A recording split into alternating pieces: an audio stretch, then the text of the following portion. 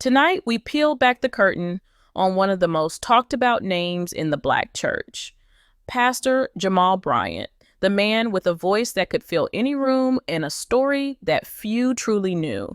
At 60 years old, he had dropped a truth so deep that people were left questioning everything they thought they understood about faith, leadership, and the quiet struggles that hide behind powerful smiles. You won't believe what he had been carrying all this time. For decades, Jamal Bryant stood in the middle of charisma and controversy.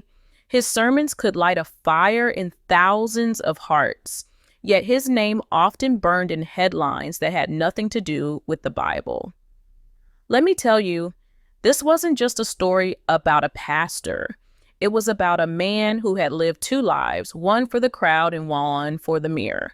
From his early days, Jamal seemed destined for greatness.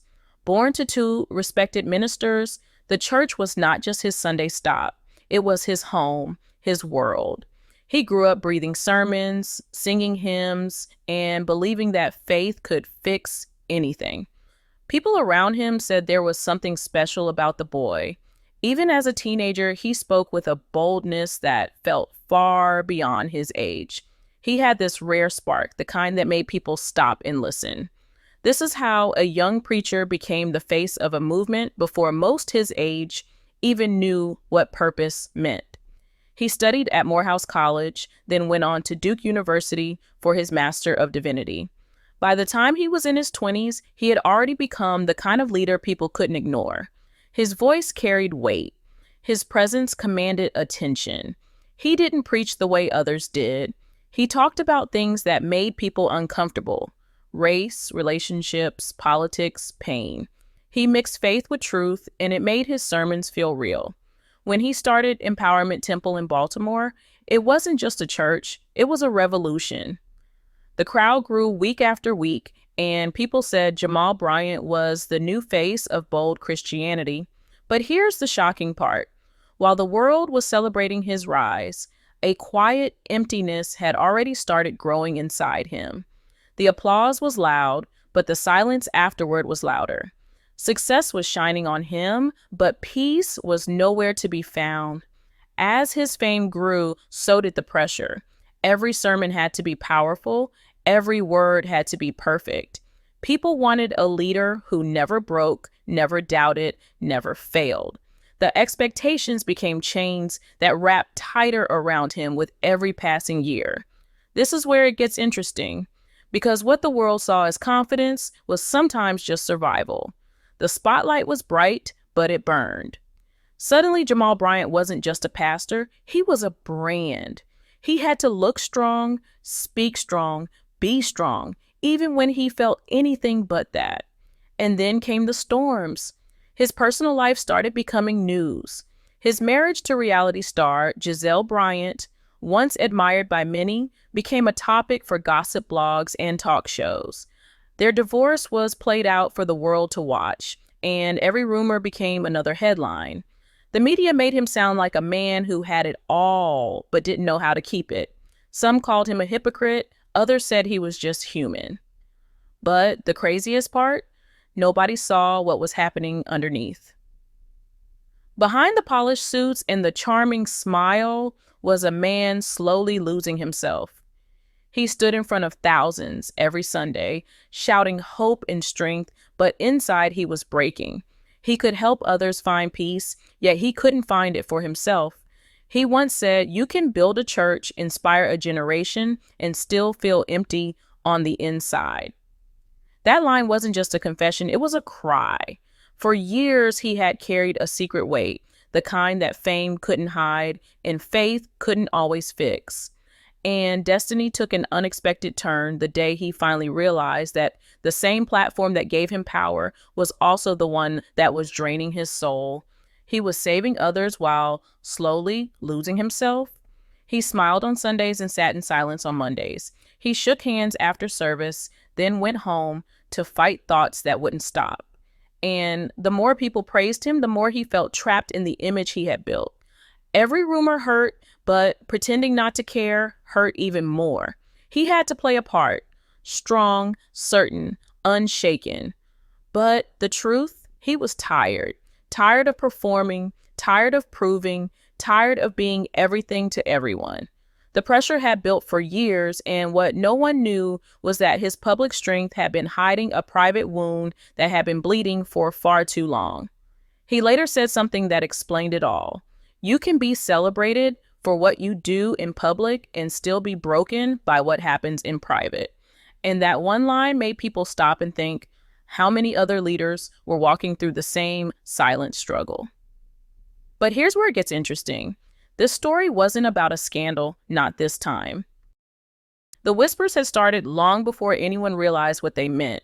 People thought Jamal Bryant's biggest battles were the public ones, the rumors, the failed marriage, the critics waiting for him to fall.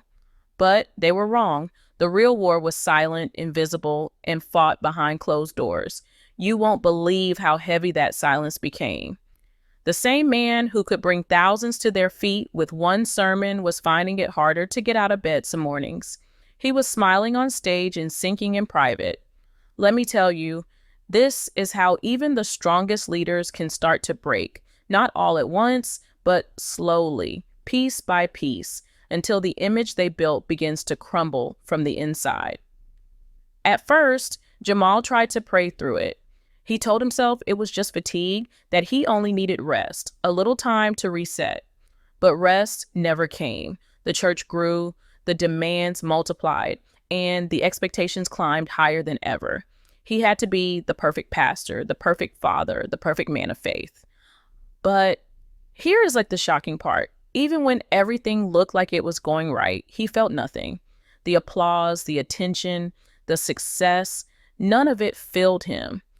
Each sermon became a performance. Each Sunday became another act in a show he didn't know how to stop performing. He once admitted that after preaching to thousands, he would go home, sit alone, and just stare into the dark. He said it felt like all the energy he gave to others left nothing for himself. He could make people feel God's presence, yet he couldn't feel it in his own life. This is where it gets interesting because this wasn't about losing faith. It was about feeling forgotten by the faith he had dedicated his life to. He told himself to push through, to keep going, to smile a little wider, preach a little harder, pray a little longer. But no prayer seemed to quiet the noise in his head. The same voice that once gave others hope was now whispering to him, "You're running on empty." And what made this story different was how well he hid it. The world saw a man of strength, the one who always had the right words. But inside, he was unraveling. He described it as living in two worlds, one where everyone looked up to him, and another where he barely recognized himself. People thought his struggle was about fame or criticism, but the craziest part was that he wasn't fighting against others. He was fighting against himself. The more he tried to perform strength, the weaker he became. Every time he told people to trust God, he wondered why he couldn't feel that same trust anymore. He said the hardest part of ministry wasn't preaching or leading. It was pretending. Pretending to be fine when everything inside him was falling apart. Pretending that the joy in his voice matched the emptiness in his heart. Pretending that he was healed when he was still bleeding. It was during this time that he started to realize how dangerous that silence could be. The world celebrated his victories, but no one asked about his battles. And even if they had, he wasn't ready to answer. Pastors weren't supposed to admit weakness. Leaders weren't supposed to confess loneliness. So he kept it hidden, locking away the pain behind a perfect image. But destiny took an unexpected turn one night when he couldn't hide anymore. He said he sat in his car after a long day, parked in an empty lot, and just broke down. No cameras, no choir, no crowd, just him and the sound of his own breathing. For the first time, he felt completely alone, and for the first time, he couldn't fake his way through it. That moment scared him because he realized how far he had drifted, not from his church, but from himself. The man who had once told others to face their truth was now running from his own.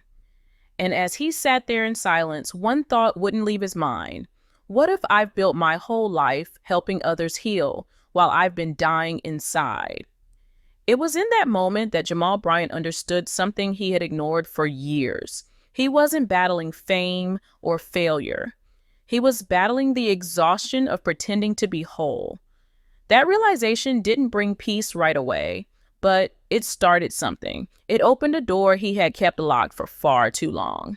Because what came next would not only shock the people who followed him, but would also change the way the church saw its own leaders. After that night in the car, Jamal Bryant's life began to change in ways that no one could have predicted. The public still saw the confident pastor, the man who could fill a sanctuary and inspire thousands. But inside, he was beginning to confront a truth he had avoided for decades. You won't believe how heavy that truth was. It wasn't about money, fame, or relationships. It was about his own soul.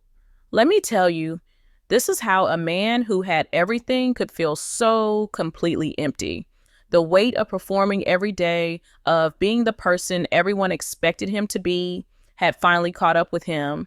He admitted later that there were nights he couldn't sleep, nights he would drive around the city for hours, just trying to escape the thoughts that crowded his mind. Every Sunday, he preached hope, love, and faith, but Monday mornings felt like stepping into a void. He described it like living behind a mask so perfect that even he sometimes forgot what he looked like underneath. The craziest part was that people assumed he had it all together. No one imagined the pastor they celebrated was silently struggling with depression and exhaustion. The applause he once loved became a reminder that he had to keep performing, keep hiding, keep smiling, even when he was falling apart inside. The pressure wasn't just personal, it came from the world he had built around him. As a leader in Baltimore and later Atlanta, he carried not only his own responsibilities, but also the hopes and expectations of thousands. People depended on him, looked up to him, and believed in him. Yet, no one ever asked how he was doing. He said that realization was the most painful part. The tension between being called to lead and being criticized for being human became unbearable. And still, he had to hide it. Pretending to be strong became second nature.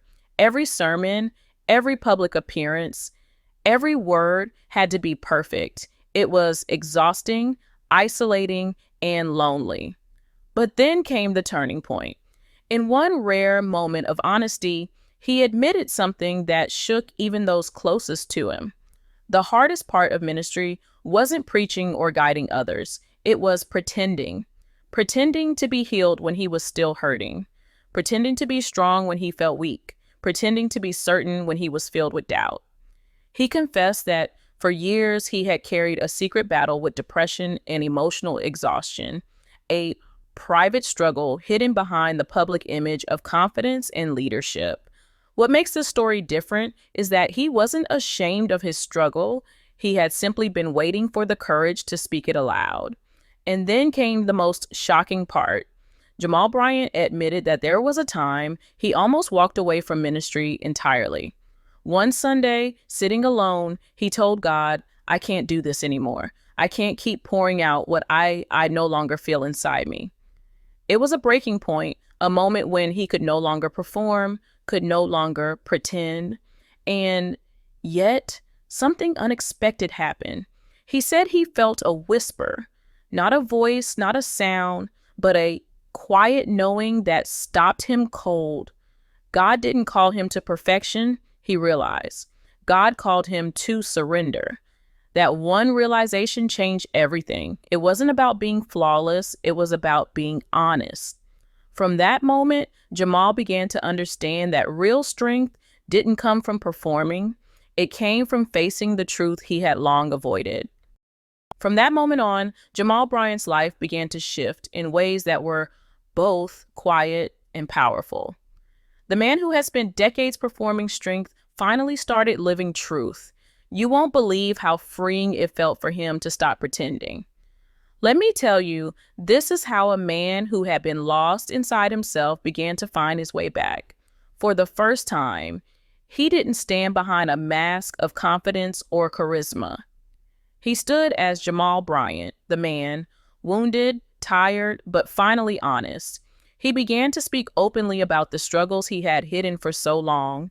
He told people that it wasn't just the pressures of leadership that had weighed on him, it was the loneliness, the constant need to prove himself, and the fear that admitting pain would make him unworthy. But here is the shocking part. By admitting his truth, he didn't lose respect. People began to see him not as a flawed pastor, but as a real human being, someone they could relate to, someone who had been brave enough to face what so many others hid. The applause no longer mattered, the headlines no longer defined him. He had finally stopped performing and started living. Jamal explained that behind every sermon, behind every confident smile, there had been seasons when he felt completely disconnected from the very God he had spent his life preaching about. Yet, facing that emptiness didn't destroy him. It reshaped him. Destiny took an unexpected turn when he realized that weakness was not failure and honesty was not defeat. He started embracing the parts of himself he had long ignored, the fear, the doubt, the exhaustion, and in doing so, found a new kind of strength. The craziest part was that his vulnerability became a beacon for others. People who had silently struggled for years saw that even a pastor could be human and even a leader could face brokenness. He shared that the greatest lesson he learned was that leadership didn't require perfection, it required truth. He said, "I've been living in pieces for a long time. Pieces of the pastor, pieces of the man, pieces of the father, pieces of the believer I used to be. And I'm finally ready to stop pretending those pieces don't matter." That honesty didn't make him weaker, it made him stronger. And this is how the story of Jamal Bryant transformed from controversy into inspiration. What makes the story different is that it shows the real cost of hiding pain and the extraordinary courage it takes to confront it. By finally surrendering, Jamal Bryant redefined what it meant to lead. He showed that faith is not about being perfect, success is not about always smiling, and strength is not about hiding struggles. He became a man who could preach hope, not just from his words, but from his life. And in that, he discovered a peace that applause could never give. The world saw the powerful pastor, but those who looked closer saw the man who had walked through darkness, faced his deepest fears, and come out stronger on the other side. His journey reminded everyone that real courage is not in never falling, but in having the bravery to stand up and speak the truth about yourself. The story of Jamal Bryant is not just a story about one pastor. It is a story about anyone who has ever felt the weight of expectations, the loneliness behind a smile, or the struggle of hiding pain while helping others. It is a story about finding strength in honesty, freedom in vulnerability, and grace in surrender. And as you think about his journey, one question lingers. If a man who seemed to have it all could struggle so deeply and still rise, then what hidden battles might we all face? And what truths might finally set us free?